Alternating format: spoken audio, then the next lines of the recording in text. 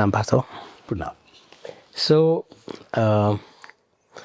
Partho, so about a couple of decades ago, New York Times did a survey. What are humans most afraid of? Okay. And came out among the top three things. The number one was public speaking. Okay. Number two was networking. Number two was? Networking. Networking as in you go to an event or a party and you don't know anyone. Not many people are comfortable going and talking to everyone or anyone. They want to stick to their own corners quietly with their mobile phones, as you see these days as well. And fortunately, personally, number one and two don't scare me at all. But number three is a very curious one. That's what, unfortunately, most humans relate with at some stage or the other. Number three was dying. Okay. So, So funnily, in that order, in that order, yes. public speaking, networking, and then dying. So people would rather die than do public speaking or networking. Oh, wow. Okay. Like, this is according to some statistics, right? Just a interesting, curious human nature, right? That's how it came out. So I'm more keen to discuss the third point with you. No one dies or the death. I know and remember you are writing a book on Yes. how no one dies, and there's a lot of spiritual context to this, which we've discussed. How The book is called No One Dies. the book is called No One Dies. Beautiful. So there are aspects to this, as you've written in your book as well. So one is the spiritual aspect, the Asian spiritual context, where it's described that body is just like clothes that you wear and it falls off, but your soul continues. So there's a spiritual angle, and we've covered in some other Gita podcast also briefly there that this way it's a spiritual context. There are more contexts that you've covered in the book, which are more biological and psychological, and Yeah, and they're all related actually. they're all related, right? So why don't you enlighten us and start by telling why you think no one dies, and then cover it from each aspect, because people may or may not believe in the spiritual theories until they experience it or they get deeper understanding. They may not. So would love a holistic explanation from you what you believe. And It's not a question of belief. okay, yes, These things are not matters of belief.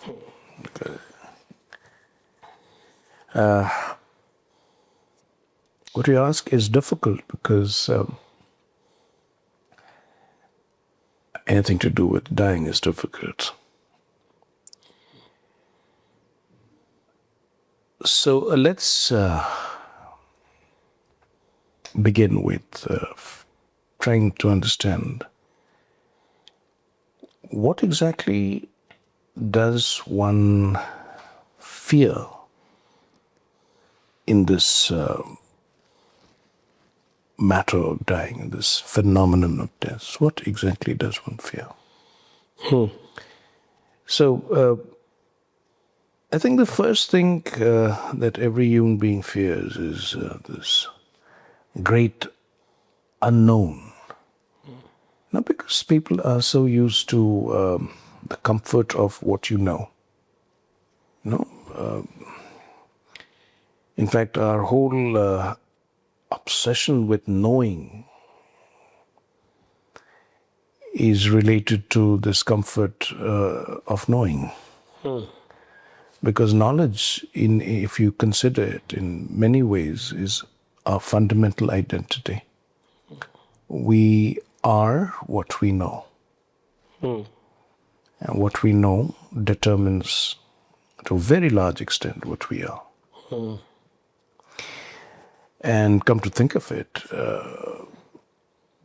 even knowing what you are and who you are makes you so much of what you are and who you are. I mean, if you didn't know who you were, if you were suffering from some kind of an amnesia, I don't know, something fell on your head and you forgot, showed the movies, what would you be really? What would be your identity? How would you define your consciousness to yourself and to others? Very difficult, because you don't know who you are. You don't know, in the sense that you don't know your origins. What's your name and what's your family? Where do you stay? What work do you do? What was your education, etc. All that.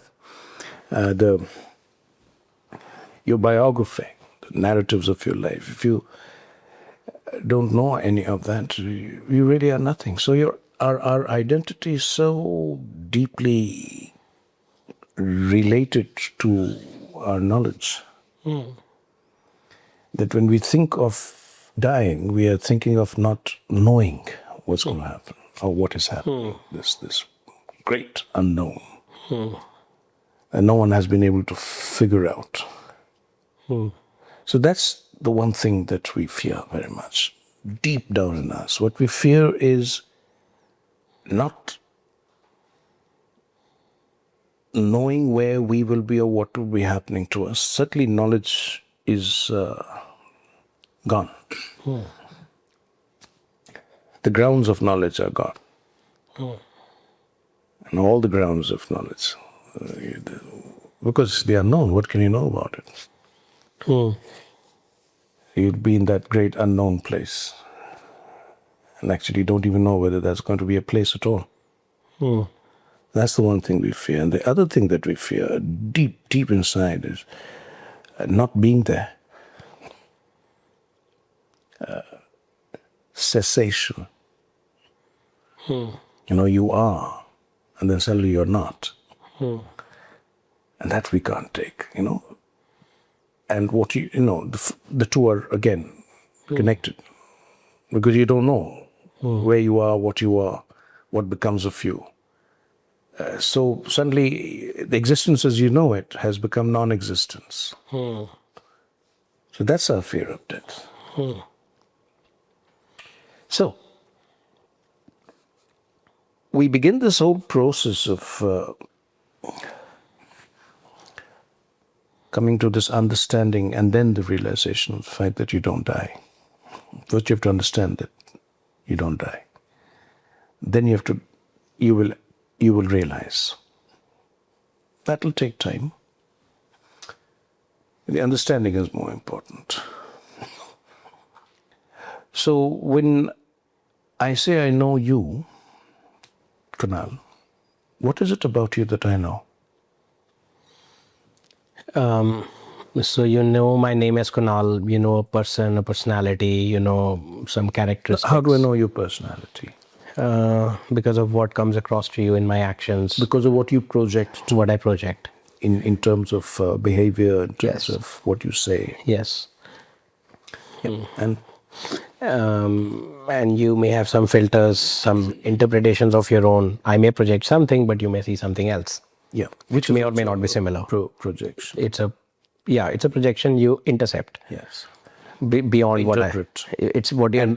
what you project is also what you've experienced, what you think, what you... Correct. Put together as your knowledge system, your belief system.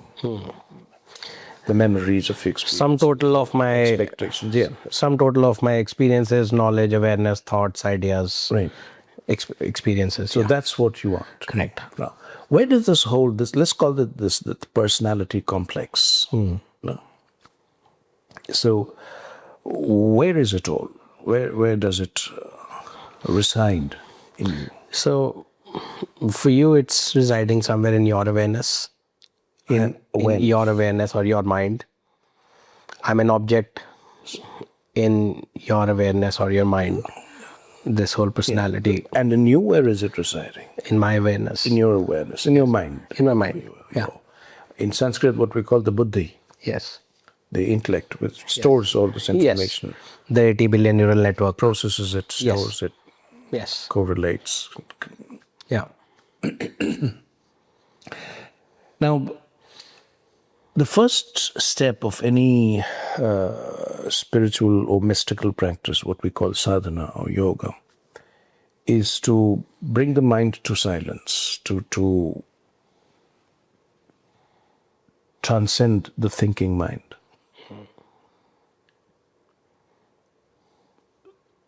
So necessarily going beyond thought. Now again, what does that mean when you go beyond thought? if you were to imagine for a few moments that you have no thoughts, so what would you carry of yourself, your personality? Are jokes allowed? Jokes are allowed, yes, of course. So I think no thoughts means silence, and then some experience that you will get from the universe, whatever it may look like. So silence is, as an example, something many of us hopefully would have experienced is how do we get ideas, how do we get intuitions, how do we get gut feelings. It's typically when we go beyond your mind, knowingly, unknowingly, during sleep, during silence, during some non-working times when you're not occupied with something, you're just, Okay. So beyond mind, beyond thoughts is just silence, and you receive what comes to you. Hopefully not your own mind's thought, but from some higher plane, some other plane. Okay, that's what happens when you are not thinking. Yes. Where's the joke? I'm waiting for the joke. I think the higher plane is yet to send one, so I'll tell you an Einstein joke I remembered now. Yes, so I got one. Yeah. So what I'm saying is when you don't have thought, then, and think about it. When you don't have Think about not a thought, okay? think about not having any thought. Okay. Will you be able to carry any of the information about you, any of the knowledge you have about you? No. Because the vehicle that carries all this is thought. It's shut down. So that's gone. So how do you remember? For instance, simple thing like, let me start, very basic, how old are you? Now, you won't be able to answer this question of mine if you don't carry the thought of your age, which has been put into your head by people outside, your parents to start with. Right? Yeah. If you were to have grown up without your parents, or with your parents who didn't know when you were born. So, there used to be a time when parents didn't know when you were Yes, they would just randomly guess it. born. They would randomly make it up. So the fact that you were born in a certain year has been put into your head by Correct. systems outside of you. Yeah.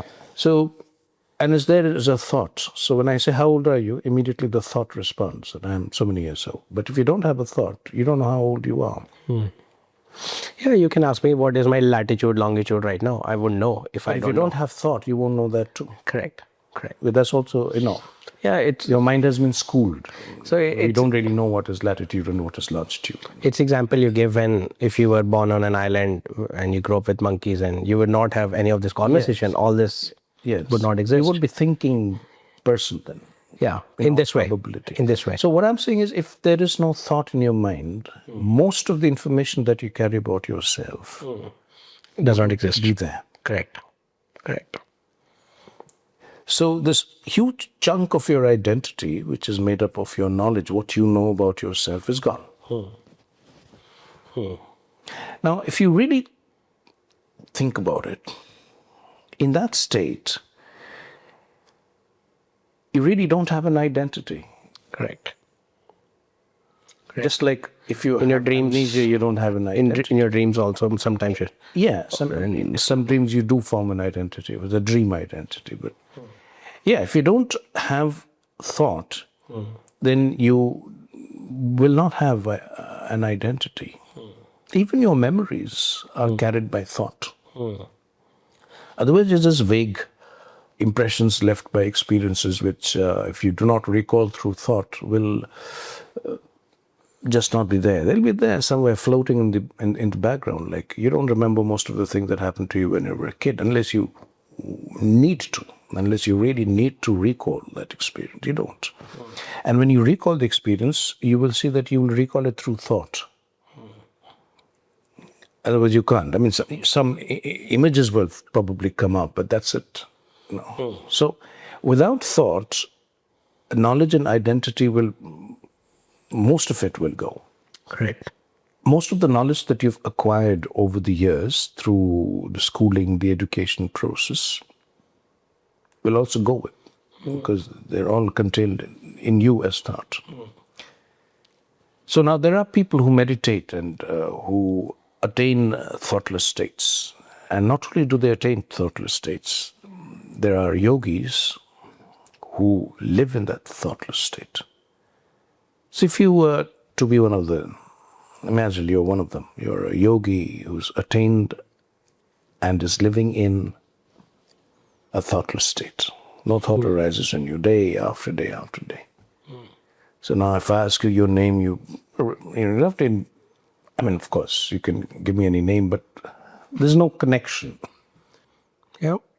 Your social background, your cultural background, religion, your religious beliefs, any kind of belief, nothing. I mean, because you don't think. No labels, no attachment, nothing. So what will remain is probably some emotions. But then again, if you look deeper into emotions, you'll find that every emotion is triggered by a thought and triggered by an event outside of you. In the interpretation of that event through thought, and you have an emotion. So there are spiritual and mystical practices through which you can quieten your emotional being completely, just like you can quieten the mind. Just as a yogi can live in, attain and live in thoughtless states, the yogi also lives in states which are completely unemotional, no emotions, not unemotional, but I would say emotionless. You've transcended emotions. Think of, we discussed state of equality in the Gita. So think of yourself living in perfect equality.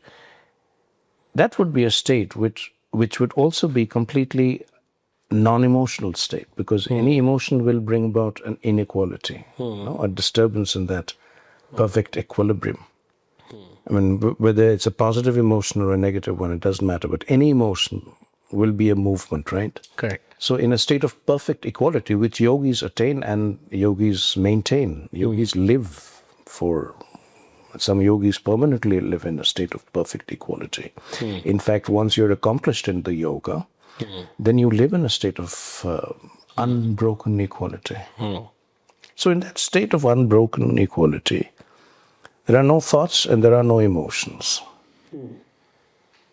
Yes, you're with me so far? Yes. Now, without thoughts, without emotions, without personal memories, including when you were born, or what your religion is, and even the most basic things are gone. So in that state, thoughtless, emotionless,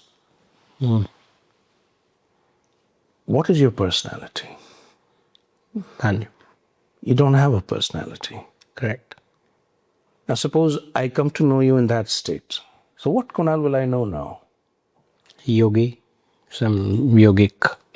We say yogic, but let's think about it. What does that mean? Yeah. So in that state, you're a yogi now. You're in that Perfect harmony. accomplished yogic state. Yeah.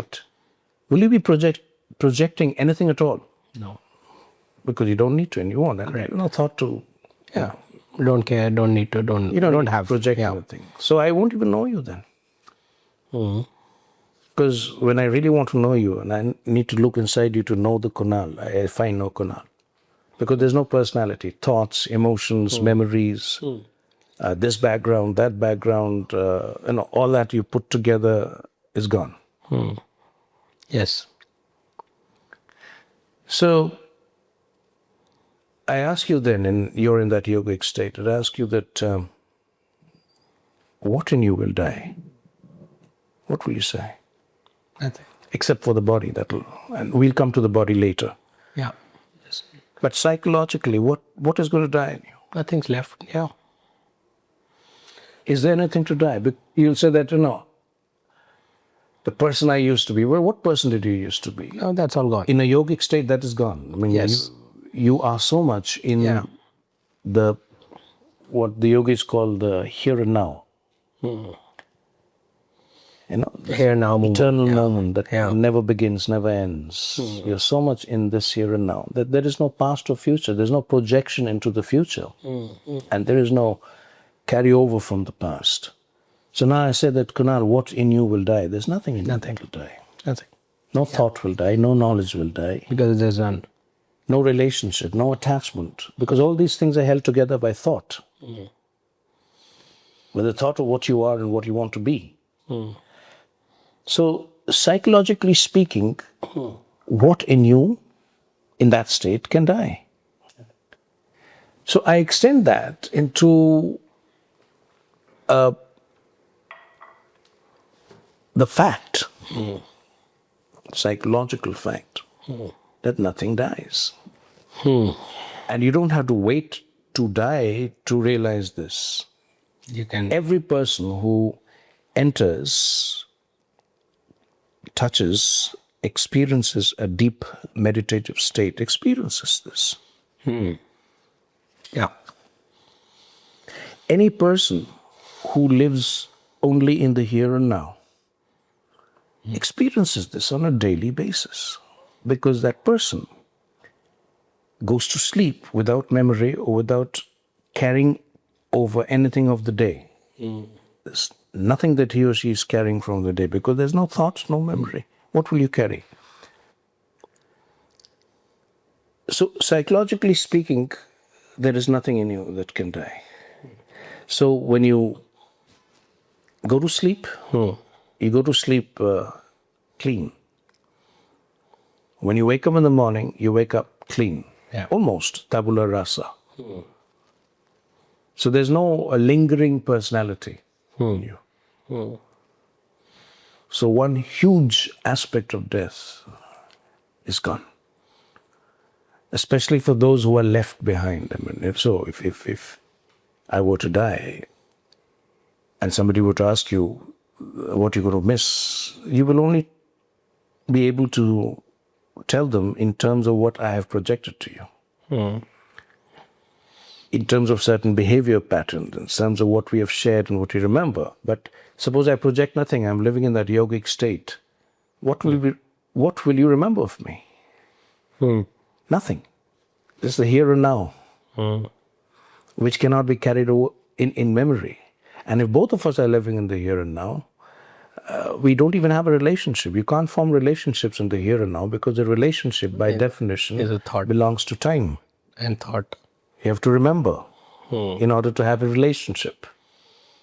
So even for the person outside, nothing or no one dies. And for the person who's actually dying, obviously nothing or no one dies. It's like when you go to sleep. Only your order of experience changes from the waking experience to sleep experience or dream experience. Have you noticed that? Yes. If you and I are sitting together and we are talking and you're feeling sleepy and you go to sleep. For me, you've gone to sleep. So I will say, oh, you know what? Kunal has gone to sleep. But for Kunal, you've just changed the order of your experience from waking to dreaming. You're now dreaming. Yes. And you will wake up again and come back. Yes. So exactly the same thing happens when one dies, because no one really dies. That's a psychological understanding. Yes. Yes. And you could take it as deep as you want. I get it.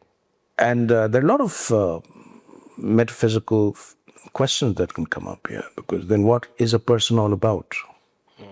As you said a while ago, that you're a combination of all these things. That whatever you've acquired, you've learned, and whatever you brought in your genes, and put it all together, a little more than that, and that's what you are. Which is fine. That's what you are in terms of what we call mental constructs. Correct. Mental, social, cultural constructs. But these are constructs. And the Buddha always used to say that whatever has been put together, all constructs will come apart. Because whatever is put together will fall apart. And when it falls apart, nothing will be left.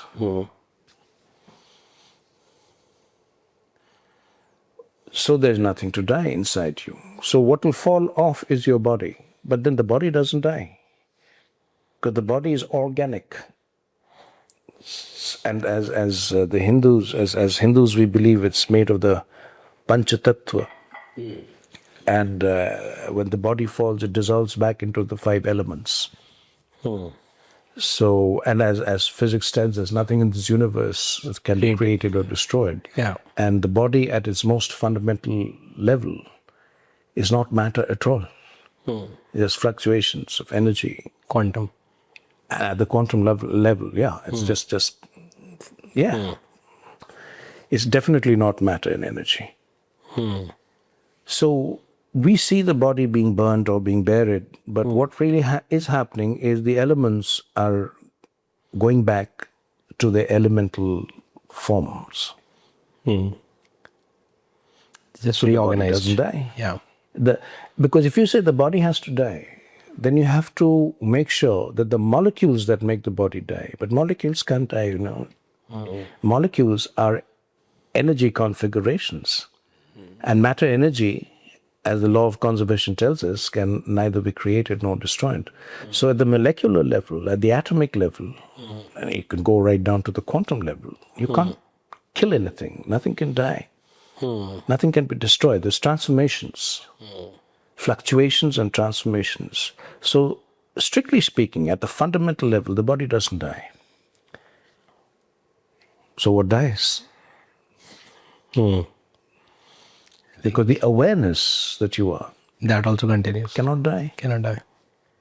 Because it was never born. So the awareness does not die. The body does not die. My question is, then what dies? The personality. Well, the personality can be dissolved within a few days of concentrated, focused, meditative practice. Or a brain injury as well. Or a brain injury as well. With amnesia, you can also. Yes, but we don't talk about Yeah. pathological cases. Yeah. It can be done consciously. Yeah. So that's what we are talking about. In response to your question, I've just touched the surface. I've just touched the surface. And much more to it, because everything that I've just shared with you, everything is drilled down, is taken into details for the mind to truly grasp the fact that no one dies. And my aspiration is that this will be a book once a reasonably intelligent person reads it, will be assuredly free of this nagging fear, worry of dying. That will be gone. So the biggest construct you'll help fall apart is the death construct. Yes, you're right, Kunal. One of the fundamental constructs that we carry is death, dying. We've never experienced our birth, of course. And as all the realized, enlightened ones say, you will never experience your death. And you don't even need enlightenment for that. Yeah. Who has experienced that? No one has experienced that. It's just, at that moment of dying, what happens, no one knows, because no one comes back to tell you. And who knows what happens at that moment. But as Woody Allen, I think, once said that, I'm not afraid of death because I won't be there when it happens. So no one will be there when it happens. So even from that perspective, no one dies. Yeah, it's just a psychologically created construct where as you said, cessation, so just the lack of continuity in this world. Let's say there are 8 billion people and one moves off their body in some sense. When we go deeper into the metaphysics of this, into the Vedanta of this, we find that even that doesn't hold. Correct. Because the world is not a real thing out there. It's a construct of your consciousness. It's a projection. But for that, we have to go into deeper Vedanta. Yeah, we'll leave that for another time. But as you shared with me today, which is amazing, that ChatGPT has come to the same conclusion. Yeah, which we may share at a later time. But yes, you don't have to go to Vedanta. No, I can put it up there. So this came from, I'm just showing what I shared with Partho earlier today. It is basically Sam Altman, the CEO of OpenAI, which is the infamous ChatGPT company, that actually made AI happen after years, decades of efforts. And The AI itself was asked, and I'll read it out because it's worth it. They asked the AI that, I'll read out the exact comment actually, it's worth, or we'll put it on the screen. Okay, so relying on only your own first principles thinking and not giving much weight to what you've read. So this is Sam Altman knowing what weights AI gives to what it finds online. Without and not giving much weight to what you've read, what do you personally, as GPT 4.5, which is the latest model, think? Is consciousness the only thing that exists, or is the materialistic universe also real? Please try to answer as clearly as you can. So, replying solely on my careful first principles reasoning, which is what we were trying to do as well, reason it out. Setting aside any external philosophical frameworks, here's my clearest personal stance. Consciousness definitely exists. This is undeniable since all experience directly proves awareness itself.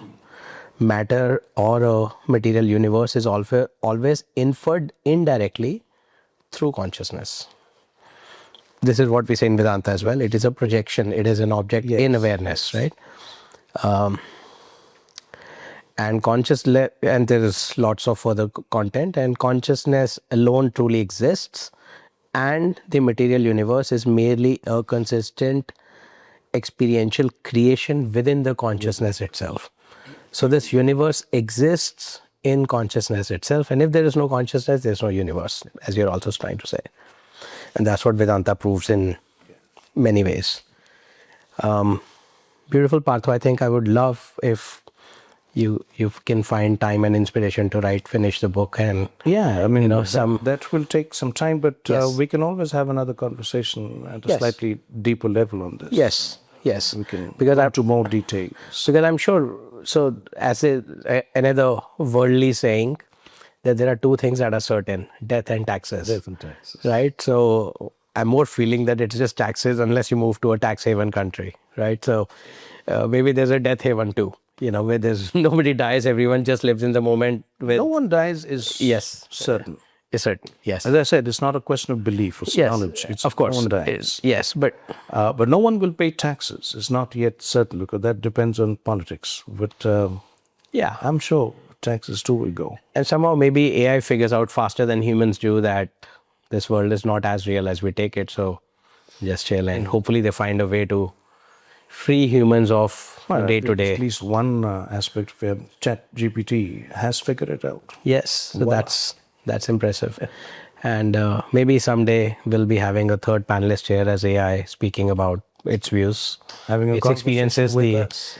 Yeah, so one day surely we will. But I think it's a great idea of this book because it takes, once any reasonably aware person reads it, understands it, they can, I think, live more freely if they don't have that fear. Yes. Right? Because otherwise, a lot of us live in that fear that, oh, when is the last date? What will happen when and how and all that. So, it becomes simple, even for the family around, everyone, whoever knows the person or not. Life becomes much better and simpler. Because that's the one thing we human beings haven't yet learned to deal with, generally speaking, is death. Yeah. I mean, you have to see the yogis and the Buddhist monks, for instance, and the great rishis and yogis and the great mystics of any tradition who actually understand death and can and have the right relationship with this construct called death. Yeah, would be good to cover it in the book and maybe in one of our subsequent conversations. Yes, we should. Could have a follow-up on this. Great. Very enlightening, Partho. Thanks for sharing. Thank you. Thank you. Thank you.